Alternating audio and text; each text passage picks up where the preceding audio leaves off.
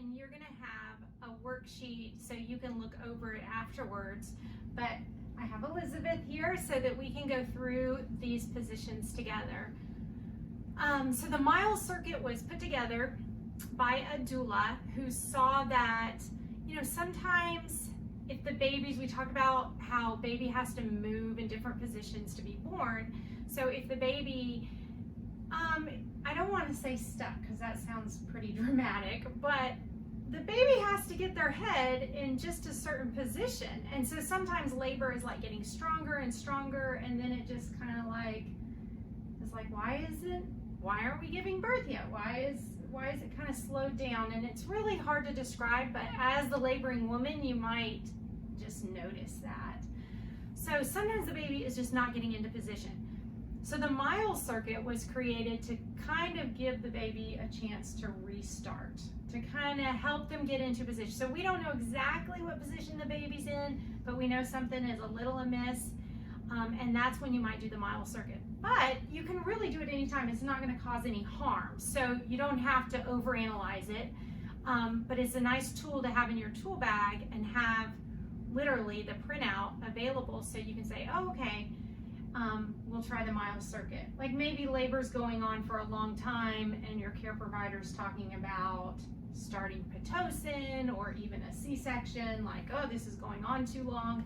Like, okay, well, let's try the Miles circuit first and see if the baby will get positioned. So you might try it in early labor. Like I said, it's not going to hurt anything. So you could kind of use this, use early labor as a time to practice it. If you have low back pain, that always tells us that the baby hasn't rotated yet because it's probably their head pushing on your lower back. Or like I said, if labor gets erratic or it's just kind of malfunctioning or not happening soon enough. So there's 3 positions that we're going to go through, and the whole thing takes 90 minutes because you're going to hold each position for 30 minutes. But we're not going to today. We're going to move more quickly through them. So before you start in real life, in labor, you'll want to make sure you have your water nearby, that you go to the bathroom first, that you're ready to do this. Here we get, we're all set. So that you're kind of ready to go through the whole thing. So the first one we're going to do is an open knee chest. So you're going to get on your hands and knees right here. So it's a little different than regular hands and knees because when you're on your hands and knees, your pelvis, let me come to this side, your hips and your pelvis are like at a 90-degree angle here. And is what we want to do is open the pelvis up and give the baby a chance to move up out of the pelvis a little bit. So you're going to go down and try and put your chest as far to the ground as you can. I'm going to give you some pillows to lay on. Is that like child's pose? Or yeah, like child's pose. Okay. But it's a little different than child's pose. So go, because you, see when you go to child's pose, you're going back. I need you to go forward, which feels uncomfortable. Try and scoot your legs back even further. So they can be close, the knees can be a little closer together, but and your chest down. Like try and lay, I know it's tricky. Is that it? Try and lay, think of your butt up and your head down. Oh. And then, yeah, like that, there we go. So we're trying to get this angle as open as possible.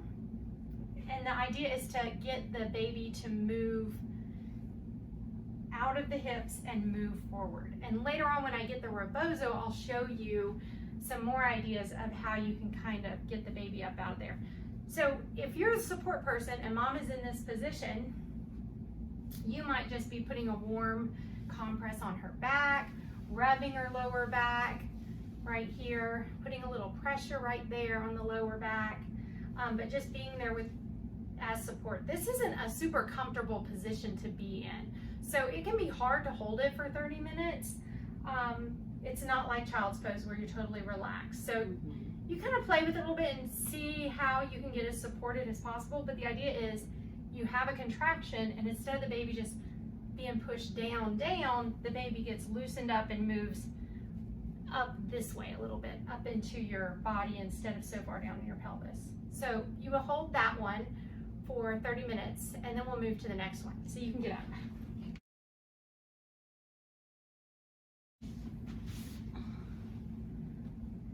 stand? Okay. Yep, we're gonna get on the bed. Okay. So we want you to lay on your left side.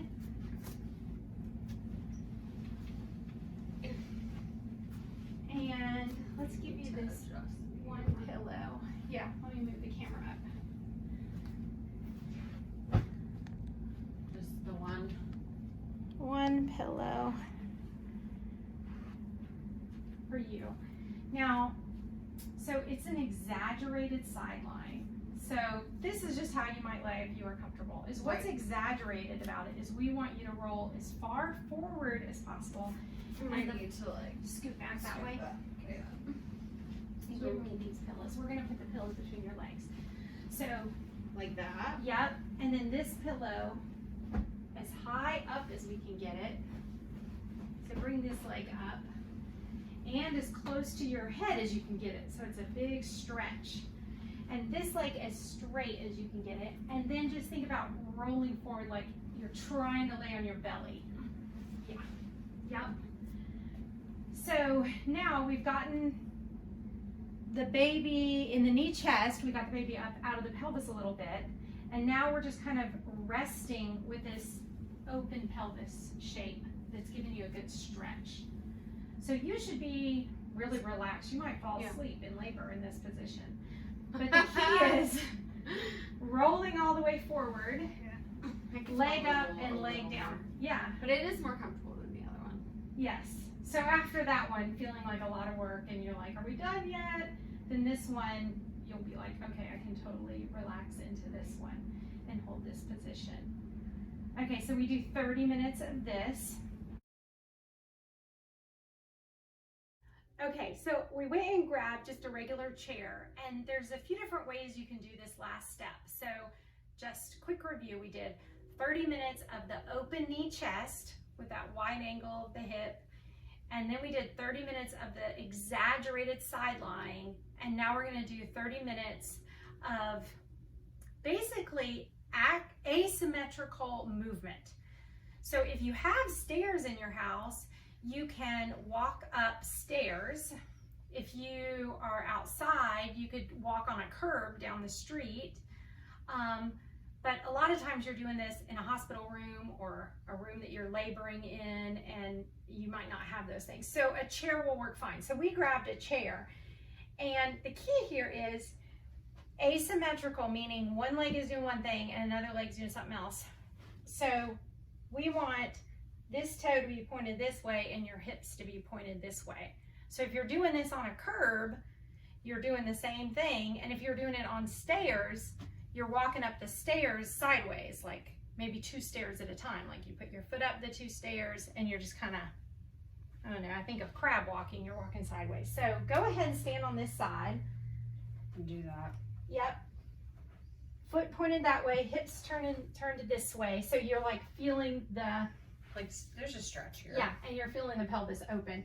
If you lunge, which means you're facing towards if you turned your body that way, yeah, you're closing the pelvis. So that's not giving the baby room.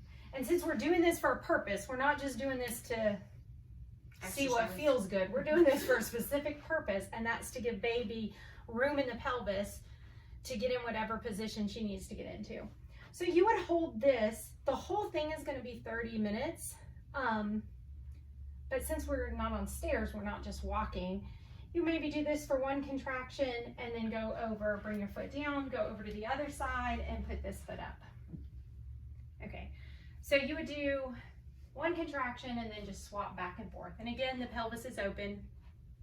So that completes the whole Miles circuit. You could repeat the whole thing again. Instead of laying on the left side, you could lay on the right side. But the idea is that after doing this, the baby gets a chance to kind of rotate in the pelvis and gives a little bit more room, or whatever was going on that we don't know is hopefully resolved after doing this. Okay, so that's the end of the Miles circuit.